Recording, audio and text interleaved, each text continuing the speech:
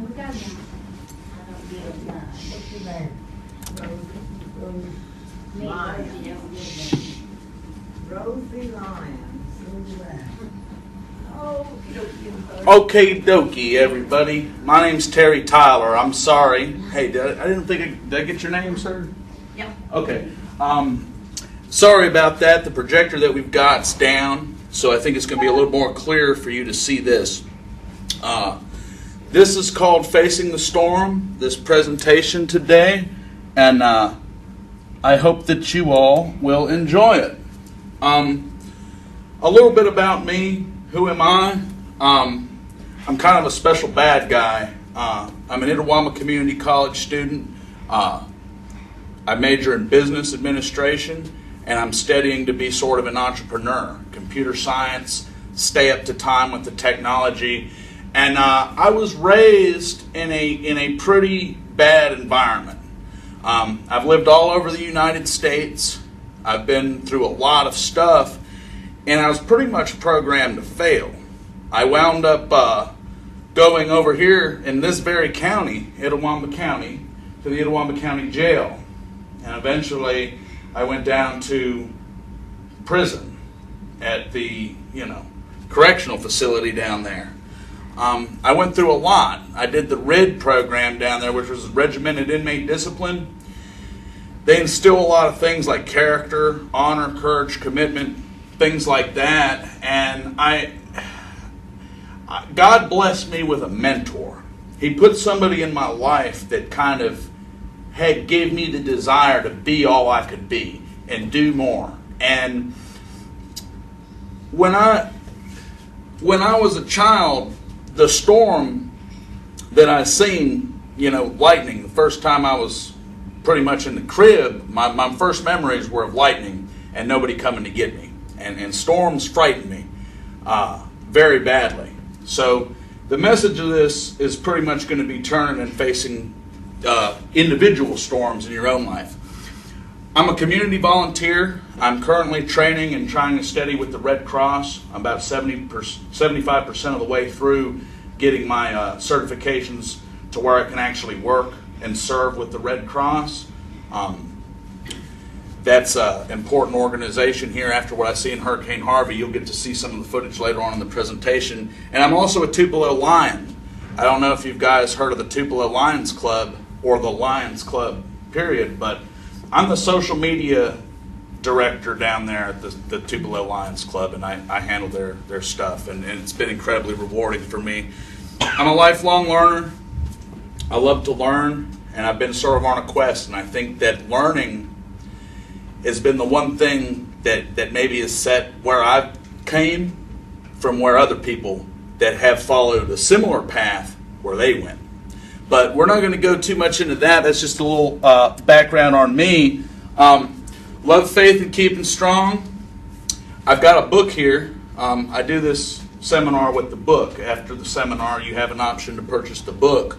I talk about some strange things in the book that I wrote.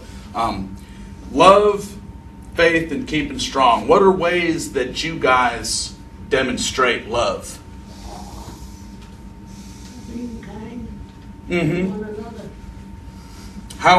What about how important is love in society today? I think it's one of the greatest things there are to love. Everybody love one another too. And what about faith?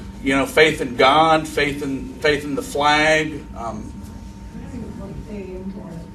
Okay, all right, and keeping strong. How does that? That's really important. One thing that I talk about in the book is called cultivating the flame. And I learned this during my course of being alive. And it dawned on me that you set a goal. You guys are awesome. And you guys can still, like I said, every day you set goals. You set a goal and you go towards it. And by cultivating that flame, love, faith, keeping strong, you're able to face these storms. You're able to face these obstacles that are pretty at sometimes seem insurmountable. A lot of this would be possible without the Lord. I know a lot of people may be agnostic, and that's okay. But you know, I believe in the Lord, and He has kept me through a lot of storms. And another thing I would have to say is it's not possible without the hard knocks. The man I am today, I'm kind of harsh, but I have a huge heart. But I would not be able to deal with some of the harshness that is in the world without the hard knocks, without the bad things. And I think that it's important for people like the younger generation, especially y'all. They say that y'all are the silent generation, is what I've been told. That the younger generation, the people, they don't listen to their elders. Like this generation, I don't know if that's true or not, but I had one remark to me that y'all are the silent generation, but I respect y'all. And the day that I turned and started actually listening to my elders was the day that my life started turning around. And part of that is facing the storm, facing your elders and facing your community leaders and deciding, hey, you know, maybe they know something. And it wouldn't be possible without the attitude of gratitude, being grateful to put a smile on somebody's face, being grateful for a meal. I get really down sometimes because, you know, I'm not rich yet. I want this or I want that, but the Lord has a way of humbling people. And you got to have that attitude of gratitude. That's what's helped keep me going this far and helped design, like I said, this program. So anyway, you all have probably been through a lot of storms in your life. Let me ask some questions. What is the worst storm you have ever been through? Which some of you may not want to share that, but what's a bad event in your life? This mine, it was seeing two of my babies killed. Then my youngest baby died. And we somehow came right back up. So the first time,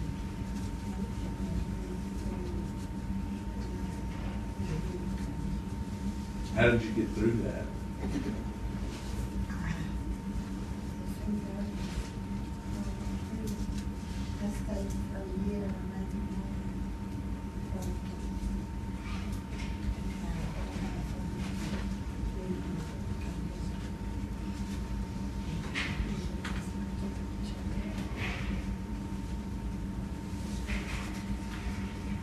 That's amazing.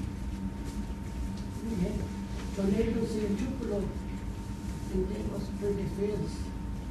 My granddaughter, Mom, she was so scared, you know. We were really bad storms in Tupelo. How long ago was that? Oh, quite a long time, 50 years ago or so, maybe longer than that because I'm born baby. Thank y'all for sharing. That the storms that you're dealing with like that you discussed, meteorological storms, financial storms, emotional storms, these types of storms are bad. But there will be more storms in the future. Storms of depression, storms of anxiety, storms of real storms. They're coming. We're actually in storm season. I'm working on a new presentation. But anyway, you may be experiencing these storms today, but let's lighten the mood a little bit and show you some real storms, which is why I've come to show you. This was December 23rd, 2015. It was a moderate risk day. 8 fatalities, unfortunately. We had a tornado come through up there near Hickory Flat, Walnut, Mississippi, and it come across the interstate, killed about 7 people on the interstate 2 days before Christmas. And I had caught the storm, the Como, Mississippi tornado. I caught it near Como on I-55. And you're actually going to get to see. This is the satellite image of the clouds. You see Mississippi here, Alabama, Tennessee, and this is what it looked like the day of. The weather charts, you can see these black lines are called isobars. we had a strong low pressure system that formed up to the northwest. It was near Kansas City, Missouri. The winds pulled in. It was a moderate risk day for the SPC, and you see this is early in the day before the tornadoes formed. We had some rain showers. It was one of those days that was just kind of warm. It was humid, and we had the rain began to form. This is pretty wicked. So a PDS watch formed. PDS tornado watches, I don't know. I'm sure that they go through the warning process here, do tornado drills, watches and warnings. This is a PDS watch that they actually issued for northern Mississippi. When one of these comes out, they're basically predicting a bad tornado, bad one's going to form. And I happened to be out that day. This picture you see here is a picture of the updraft base that I captured on I-55. This is actually what the bottom of the cloud looked like. And the updraft of the storm, that gray area that you see churning, which I'm sure a lot of you guys and girls, women, or ladies and gentlemen have seen over the courses of your lives, you've seen those gray clouds churning. That's the updraft. And that billows up in those big clouds you see. The updraft velocity can exceed 150 miles an hour, just up into the air. And that is the cloud feature. So here's a neat picture I captured out here. You see the sunset, that's a wall cloud. When, Matt Laban, you guys know Matt, WTVA, when he comes on and he talks a lot of times about a wall cloud or a tornado being spotted, this is what they're looking for. That's the wall cloud. And it's the area of greatest intensity.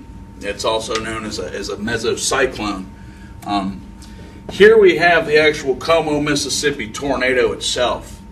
You see it coming down right here. It had done some EF2 damage, threw a tractor trailer off in the intersection, formed into a wedge near Holly Springs. That's where it unfortunately killed those 8 people up there on the interstate. And you can see a pretty good picture of it. Here it was hard back in the day, low income. I was getting on my feet back then, but I actually have, I believe, a video of it. Here you see the state troopers and the tractor trailer blown there right when it crossed, skipped right through. Yep, I do have the video, as a matter of fact. The John Woo style, baby. Let me turn this down a little bit. And see if I wish I could blow this up for you so you can actually see what it looks like.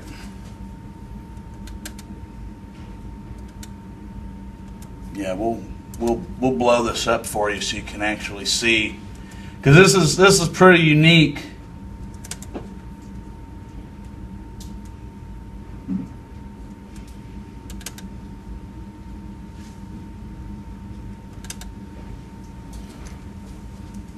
Okay, it's not showing it.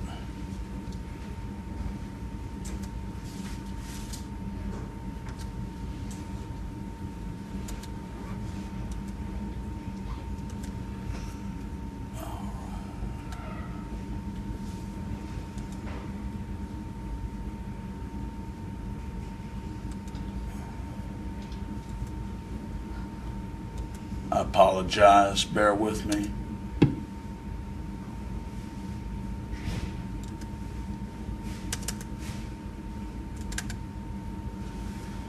This is the video of it. It's a bit shaky, but you'll see. I'm trying to get better, and I really appreciate the opportunity for allowing me to entertain you with this. You can't see. Can you see it? Can you see it? Can y'all see it? I don't know if I introduced myself. Beg your pardon?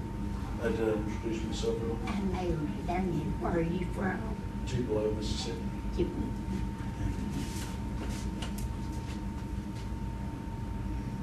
Terry Tyler, sorry. Yeah, I'm. Y'all giving me experienced public speaking. One of my mentors is like, how he got good at doing it is he actually had to go out and do it. So facing the storm. Yeah. That's why we had the storm cellar, we had a house that didn't run into the storm cellar. Because we had a lot of weather in Tupelo. Mm-hmm. Bad ones. It's a little rough here, but you'll get to see the things. A lot of people enjoy this. Do you guys enjoy storms? No, they don't like storms. Got it, making that whole crowd. There it is. There's a good view of it coming into view.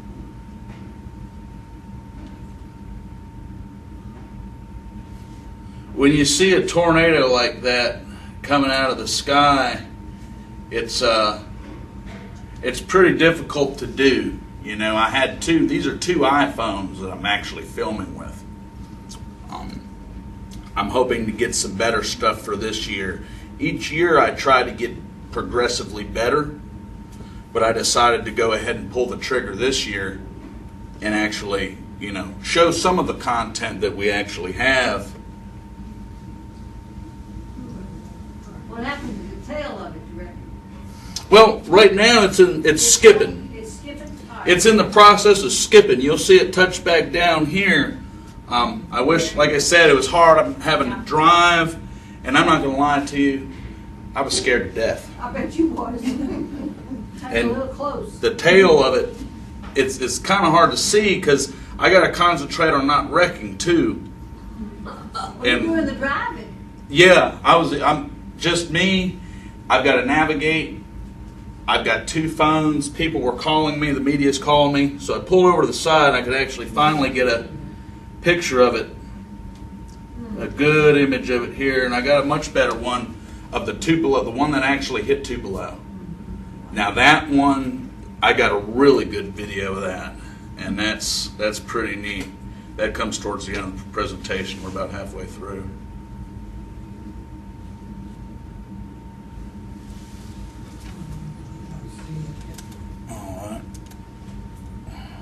Do you just chase them around in this area, or do you go further away?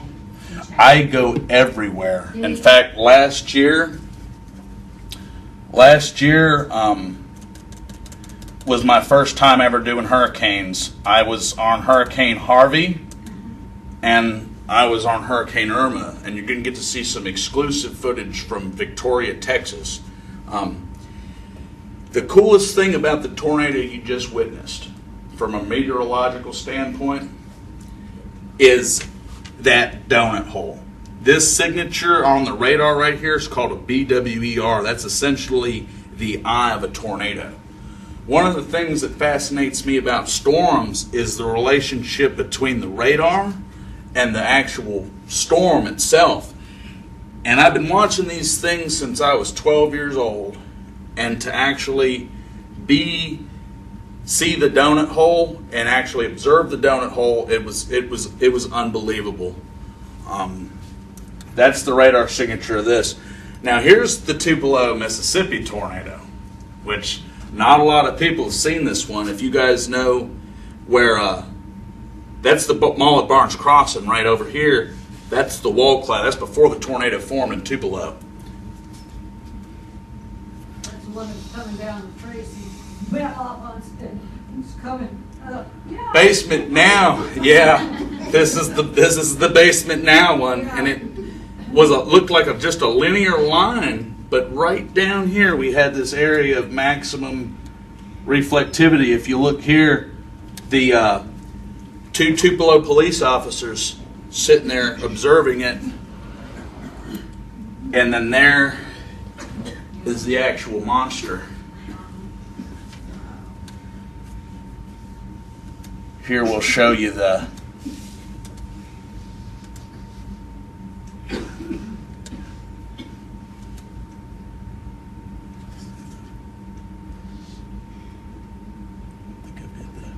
the video of it right here.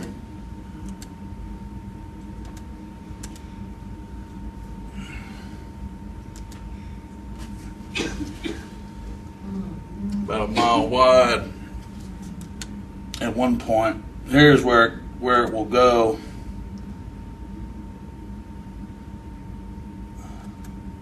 Wish I could make this go full screen, but like I said, I apologize. Thank you for bearing with me. What you'll see, I know it's kind of small, this is an inflow band, which basically means a cloud. A thunderstorm has two parts to it.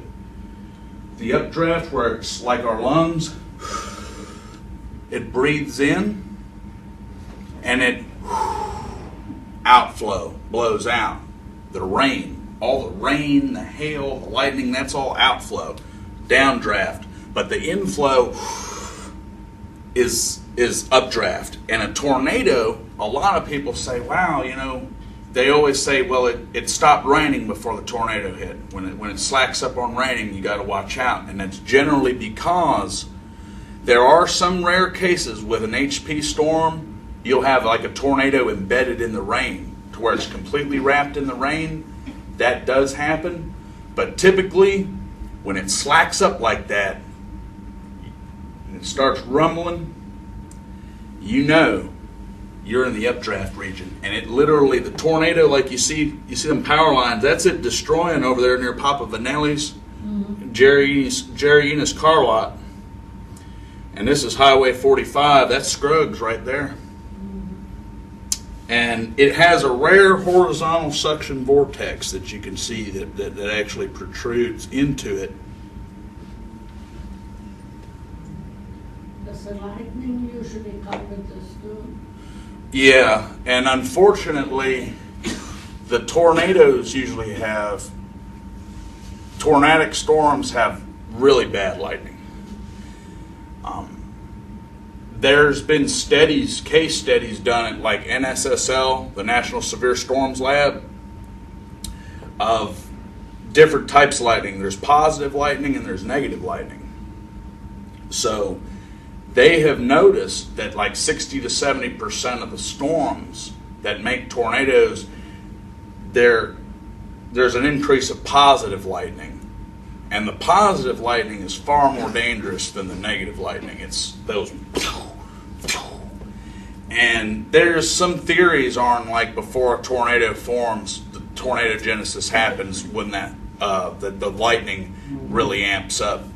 But in some cases, believe it or not, we have storms, big tornadoes, particularly like in the fall time, winter, December, low top storms, spinning tornadoes that don't even produce lightning because they just because of the characteristic of the atmosphere. This is one of the weirdest things I've ever observed in my entire life. We've all seen, the pictures of straws stuck through telephone poles and weird things that happen during a tornado. This was on Highway 45. The tornado came across and blew this truck off the highway, and it snatched a pump. It had a hose, a pump hose. It wrapped the hose around the girder, and it pulled those cables together like a muscle and tightened them up. Now, that's beyond me. How the tornado was able to take that hose and tie it around those cables. Those arresting cables will stop a car. I mean, you run a car, you run a tractor trailer into those those barrier cables, and it'll hold up. It literally took a hose with that much force and ratcheted it down to where it tightened those arresting cables down like a muscle. Never seen anything like it, and I probably never will. That's the truck, that utility truck you see, mattresses in the highway. It hit all those hotels over there. There's literally mattresses coming out of the sky. Mattresses laying here in the highway, and the truck blown over, and that was unreal. Here you see, that's the subdivision right there. To this day, is on there, is messed up. Completely blew that stuff away. They had people there shaking like a leaf, windows blown out. So here's Hurricane Harvey. I'm not going to do y'all too long. I think this is a 1-hour seminar. But Hurricane Harvey, costliest storm on record. 13 years, literally as long as I've been chasing storms. I've been chasing storms. This is my 13th year. But 13 years, $198.63 billion.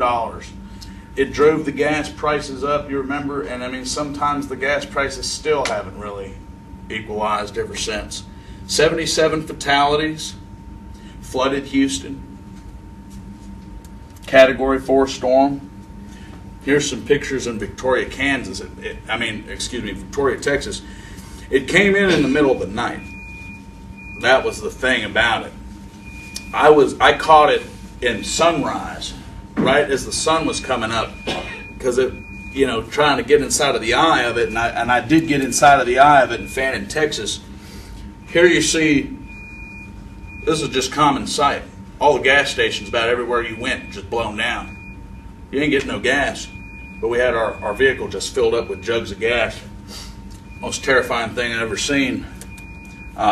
Here you see on the radar we got these beautiful birds, really unique birds, and this is kind of strange. The only reason why I'm showing these birds like this is because this is a rare phenomenon. When a hurricane hits, what it does to the birds is serious. The birds drown in midair. So these birds, we literally had birds dropping out of the sky. They can't take shelter in the trees. We had a situation where they will come in. If you roll down your window, the birds will try to fly into your car window. And that does happen. We had a couple birds. Irma, we had a bird try to come in the window, almost got me. Birds are smart. They're very smart animals. And they can't hide in the trees because their nests get blown down.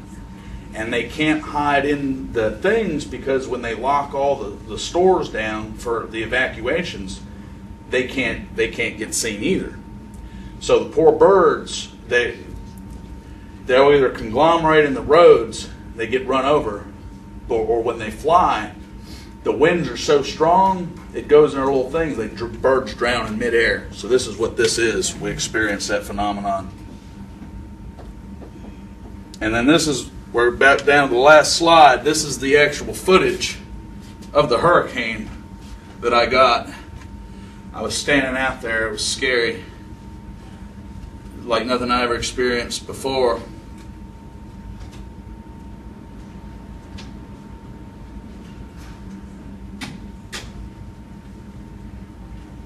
You see the thing getting blown off the thing there. Windows blown out of these stores.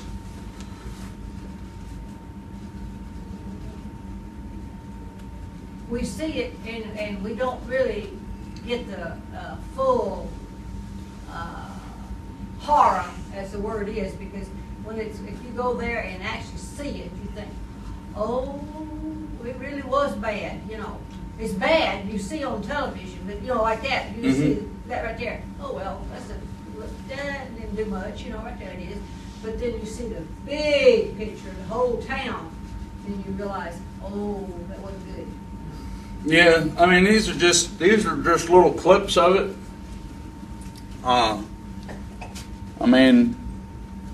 That's pretty much a few storms to share. We could be here all day if we were talking about storms, but due to the brevity of the presentation, this is the end of it. The book, like I said, if any of y'all are interested in this, in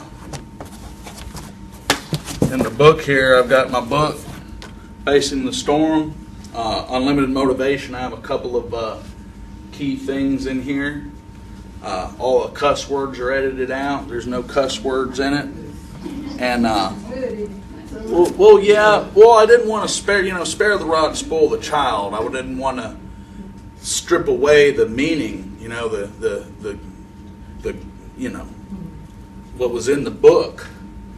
But the books are here if you guys want to buy some. If you guys have Facebook, check me out on Mid-South Chasing, Twitter, Instagram, Mid-South Chasing, and my website's stormnavigator.biz.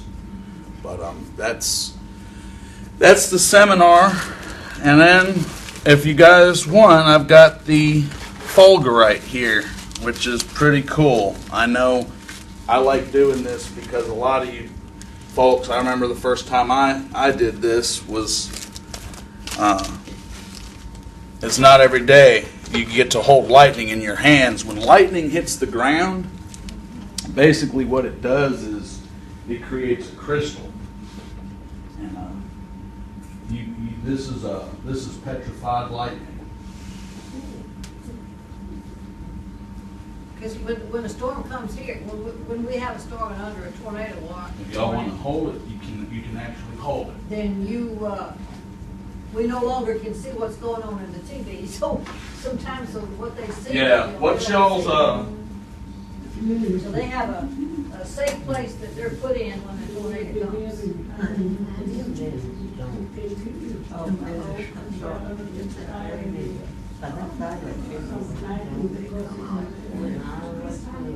That's lightning. Petrified lightning. You can now say you've held lightning. That's real lightning. Calcified, it's sand, but this is the actual vein, that vein that comes down in it. When the lightning hits the sand, it heats it up to like 50,000 degrees, and this is the actual.